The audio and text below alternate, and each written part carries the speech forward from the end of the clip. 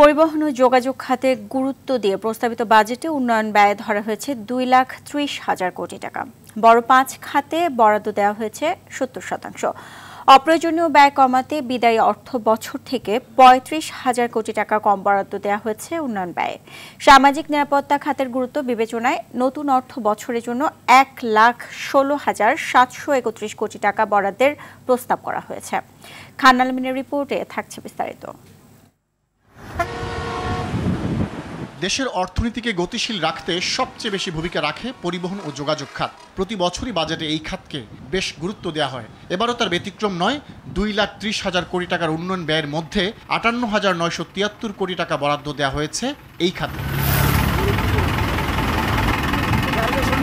দ্বিতীয় সর্বোচ্চ 32,392 কোটি টাকা বরাদ্দ দেওয়া হয়েছে বিদ্যুৎ ও জ্বালানি খাতে। তারপরই রয়েছে শিক্ষা খাত। 28,557 কোটি টাকা বরাদ্দ থাকছে শিক্ষার উন্নয়নে। একটি শক্তিশালী অর্থনৈতিক কাঠামো বিনির্মাণে বিজ্ঞান, প্রযুক্তি, কারিগরি শিক্ষার কোনো বিকল্প নেই।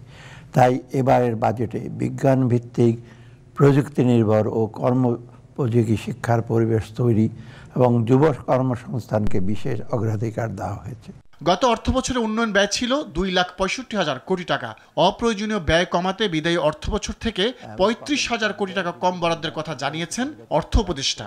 উন্নয়ন ব্যয়ের 1,44,000 কোটি টাকা সরকারি তহবিল এবং 86,000 কোটি টাকা আসবে বৈদেশিক ঋণ থেকে। সুবিধাভোগীর সংখ্যা এবং মাথাপিছু বরাদ্দ উভয় বৃদ্ধি করার দিকে নজর দিয়েছে। সামাজিক নিরাপত্তা খাতের গুরুত্ব বিবেচনায় আগামী অর্থ বছরে 1,16,731 কোটি টাকা বরাদ্দের প্রস্তাব করা হয়েছে। এর মধ্যে পেনশন বাদ দিয়ে সামাজিক নিরাপত্তায় থাকছে 91,297 কোটি টাকা। সম্পদের ন্যায্য বন্টন এবং বৈষম্যহীন বাংলাদেশ গঠনে এ বরাদ্দ গুরুত্বপূর্ণ ভূমিকা রাখবে বলে জানান অর্থ উপদেষ্টা। ভারসাম্য রক্ষা করে একটি যৌক্তিক ও বাস্তবায়নযোগ্য বাজেট প্রণয়নই হবে এ বাজেটের একটি অন্যতম উদ্দেশ্য।